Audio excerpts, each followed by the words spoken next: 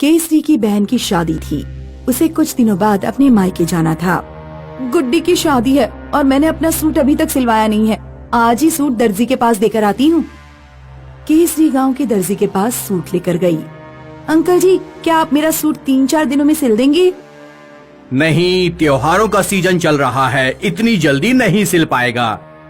केसरी गांव के जितने भी टेलरों के पास गई, उन सभी ने यही जवाब दिया। मैं ये किस मुसीबत में फंस गई।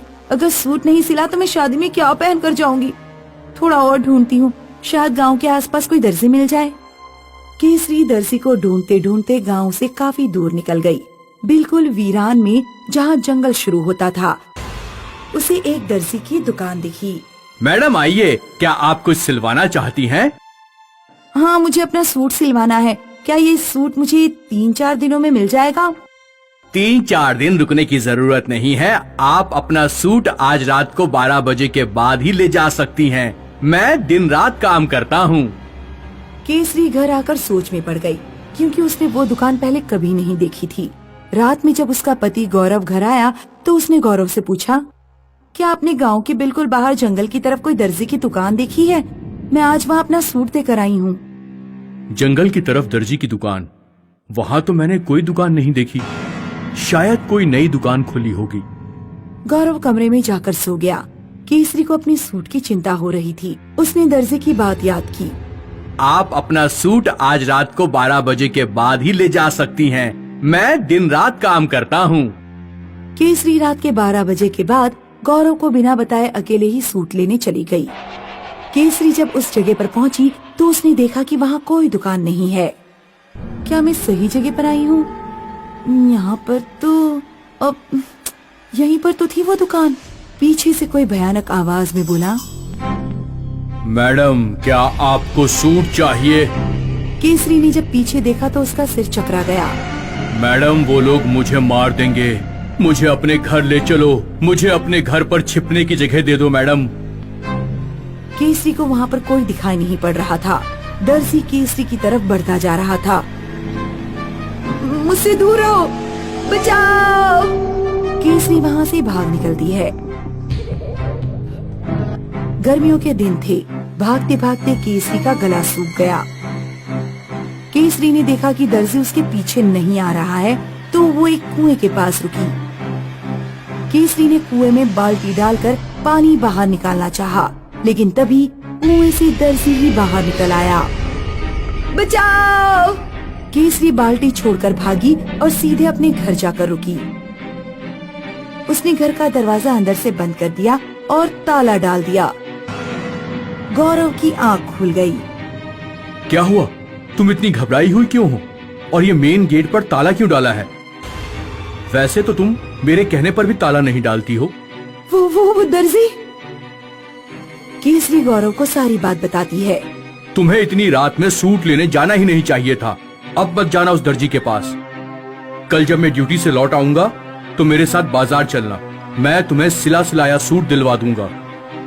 गौरव अगले दिन जब ड्यूटी चला गया तो केसरी फिर अपने सूट के बारे में सोचने लगी। इतना महंगा सूट का कपड़ा ऐसे ही नहीं छोड़ सकती। कितने मन से मैंने उसे खरीदा था। केसरी के कदम फिर उसी दर्जी की दुकान की तरफ बढ़ने लगे। जैसे जैसे वो दुकान की तरफ बढ़ रही थी, आकाश में काले बादल छा रहे थे। दुकान वाली जगह पर पहुंचते पहुंचते दिन में बिल्कुल रात जैसा हो गया। केसरी ने देखा कि दर्जी एक लड़की का नाप ले रहा है। केसरी एक पेड़ के पीछे छुपकर सब कुछ देखने लगी। ये तो मेरी ननंद वैशाली है। नाप पूरा हुआ। मैं तुम्हारे लिए गाजर का हलवा बनाकर लाई हूँ। वैशाली दर्जी को अपने हाथों से खिलाती है। तभी गौरव और गौरव के पिता वहाँ आ जाते हैं। देख लीजिए पिताजी कि वैशाली का इस टेलर से चक्कर चल रहा है। गौरव और गौरव के पिता टेलर और वैशाली को चाकू से मार देते हैं और उनकी लाश को जंगल में गाड़ देते हैं। केसरी सब कुछ समझ गई। वो दौड़ती हुई अपने घर पहुंची। उसे 4 पाई पर वही सूट दिखा जो उसने दर्जी को सिलने के लिए दिया था। शाम को जब गौरव घर पहुंचा तो केसरी से बोला, चलो सूट लेने चलते हैं। मुझे सब कुछ पता चल गया। तुम्हारी एक बहन थी वैशाली जो उस दर्जी से प्यार करती थी, लेकिन तुमने और तुम्हारे पिता ने बदनामी के डर से उन दोनों की हत्या कर दी। मैं तुम जैसे घटिया इंसान के साथ नहीं रह सकती। जो इज्जत के नाम पर लोगों की जान ले लेता है। मैं मायके जा रही हूँ, मुझे तलाक चाहिए। मुझे छोड़ के मत जाओ केसरी, केसरी मेरी बात सुनो, मुझे छोड़ के मत जाओ। केसरी गौरव की एक नहीं सुनती और वो गौरव को छोड़कर चली जाती है। एक बार की बात है, एक गांव में बंटी नाम का किसान अपनी पत्नी पुष्पा के साथ रहता था। आ गए खेत से? आज तो आपके कपड़े बहुत गंदे लग रहे हैं। हाँ, आज खेत में बहुत काम था, अब जल्दी से खाना लगा दो, बहुत तेज नींद आ रही है। रात में जब बंटी और पुष्पा सो रहे थे तो अचानक उन्हें किसी के दरवाजा खटखटाने की आवाज सुनाई दी। बाहर कोई गाना गा रहा था। अभी जिंदा हूँ तो जी लेने दो, भरी बारिश में पी लेने दो, शराब दो, दरवाजा खोलो, शराब दो। पुष्पा, आज क्या तुमने दरवाजा खुला छोड़ दिया? लगता है गांव में फिर वही देवदास चुड़ैल आई है। जल्दी जाओ, दरवाजा बंद करके आओ।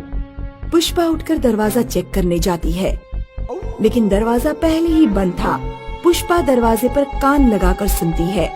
पड़ोसी के घर से चुड़ैल की भयानक आवाज आ रही थी। लगता है पड़ोसी ने अपना दरवाजा खुला छोड़ दिया था। चुड़ैल उन्हीं के घर में घुस गई है। मुझे तो समझ नहीं आता कि हम चुड़ैल की समस्या से कब मुक्त हो पाएंगे। सरपंच जी कुछ करते ही नहीं। तभी अचानक चुड़ैल बंटी के घर का ही दरवाजा खटखटाने लगती है। दरवाजा खोल, शराब दे। देख, तेरे पड़ोसी ने शराब नहीं दी और मेरे कहने पर नाच करके नहीं दिखाया। मैंने उसकी गर्दन काट दी। अब जल्दी आ और शराब दे। पुष्पा, अब क्या होगा? ये चुड़ैल तो हमारे घर आ गई। आप डरिए मत, मैंने एक शराब की बोतल इमरजेंसी के लिए खरीद कर रखी थी।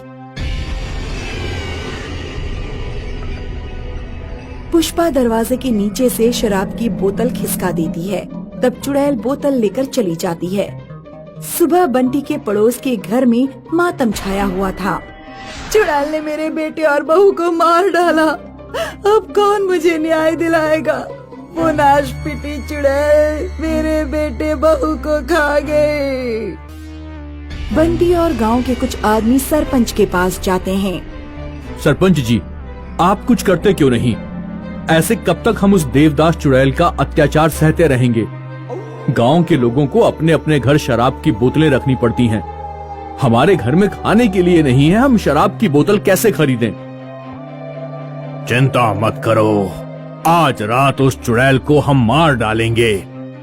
सब लोग रात में 12 बजे अपनी अपनी मशालें जलाकर चौपाल पर इकट्ठा हो जाना। उस रात गांव के लोग सोए नहीं और आधी रात को मसाले लेकर चौपाल पर आ गए। जय हनुमान ज्ञान गुण सागर, जय हनुमान ज्ञान गुण सागर, मेरी रक्षा करना। अभी तो भूतनी आई भी नहीं, अभी से तुम्हारी पतलून गीली होती जा रही है। गांव के लोग डरते डरते आकृति की तरफ बढ़ते हैं। अरे ये तो चुड़ैल नहीं, ये तो गांव का शराबी भोला है। तभी कहीं दूर से किसी औरत के चीखने की आवाज आती है। बचाओ, बचाओ! गांव वाले जहां से आवाज आ रही थी उस दिशा में दौड़ते हैं। चुड़ैल ने 2 औरतों की गर्दन पकड़ रखी थी। नाच कर दिखाओ। हमें नाचना नहीं आता, हमें छोड़ दो, हमें छोड़ दो। नाच कर दिखाओ वरना गला घोट दूंगी। हमें क्या करना चाहिए? क्या पूरे घर को आग लगा दें? नहीं, घर के अंदर 2 औरतें भी हैं। अगर हमने पूरे घर को आग लगाई तो वो दोनों भी मारी जाएंगी। ऐसा करते हैं, पहले हम उस चुड़ैल को डराते हैं। सुनो चुड़ैल, यहाँ से चली जाओ वरना हम घर में आग लगा देंगे और तुम जलकर राख हो जाओगी। लगा दो आग, मेरी जिंदगी में तो 40 साल पहले ही आग लग चुकी है। ऐसा कहकर चुड़ैल उन औरतों को छोड़कर गायब हो जाती है। काका, 40 साल पहले इस गांव में जो घटनाएं हुई हैं, हमें उनके बारे में पता करना चाहिए। शायद उस चुड़ैल के बारे में कुछ पता लग जाए।